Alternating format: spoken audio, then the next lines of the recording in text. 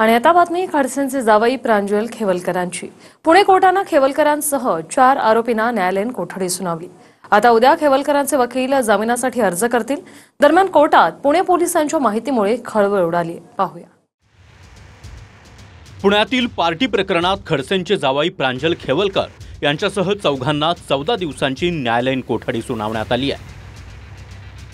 त्यामुळे एक प्रकारे खेवलकरांचा जामिनाचा मार्ग मोकळा झाला आहे। खेवलकर आणि इतर आरोपींची रवानगी येरवडा जेलमध्ये झाली असून त्यांच्या जामिनासाठी अर्ज करण्यात आला आहे। पती खेवलकर यांच्यासाठी पुन्हा एकदा रोहिणी खडसे वकिलीच्या ड्रेसमध्ये पुण्याच्या कोर्टात हजर राहिल्या आणि आपल्या न्यायव्यवस्थेवर विश्वास असल्याची प्रतिक्रिया रोहिणी खडसे यांनी दिली आहे। सगळा न्यायप्रविष्ट विषय आहे, मी आधी सांगितलंय आणि माझा न्यायव्यवस्थेवरती पूर्ण विश्वास आहे। जे काय असेल ते सगळ्या रीतीने सगळं सत्य समोर येईल। 2 दिवसापासून आर्ग्युमेंट तुम्ही ऐकताय, पोलीस रोज काहीतरी खोटं दावे केले जाते असं तुमच्या वकिलांचं म्हणणं होतं। आर्ग्युमेंट आज पण वेगळे आर्ग्युमेंट न्यायप्रविष्ट आहे, त्यामुळे त्यावर बोलणं योग्य होणार नाही। पण तुम्ही त्यांच्याशी बोललात का? कोर्टामध्ये काही वेळ दिली होती त्यावेळेस त्यांनी काय सांगितलं? हे सगळं न्यायप्रविष्ट आहे, त्याच्यामुळे याच्यावर आज रोजी काही बोलणं कठीण। दरम्यान पुणे पोलिसांकडून तपास अधिकारी विजय कुंभार यांनी कोर्टात माहिती देताना म्हटलंय की प्रांजल खेवलकर यांच्या फोनमध्ये मुलीचा आक्षेपार्ह व्हिडिओ आणि चॅटिंग आढळले आहेत। प्रांजल खेवलकर यांनी व्हिडिओ दुसऱ्या आरोपीला पाठवले आणि ऐसा माल चाहिए असा मेसेज केला। तर सरकारी वकील ॲडव्होकेट योगेश कदम यांनी युक्तिवाद केलाय की ड्रग्ज कुठून आणलं ते आरोपी सांगत नाहीत। मोबाईल लॅपटॉपची तपासणी करायची आहे।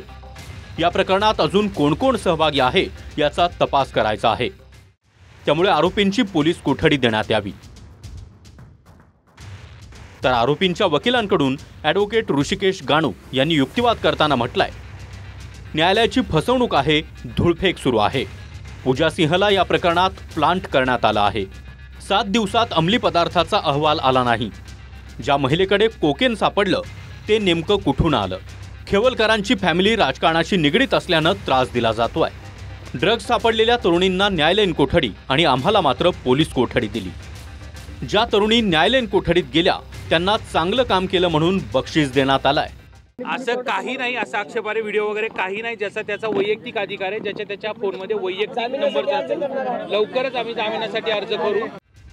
घरात सुरू असलेल्या पार्टीला रेव पार्टी असं नाव देऊन तसंच तरुणींना पार्टीत पाठवून षड्यंत्र रचल्याचा आरोप खडसे यांनी केलाय।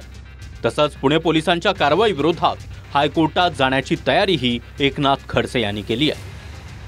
अजिंक्य थायगुडेसह योगेश बोरसे, TV9 मराठी, पुणे।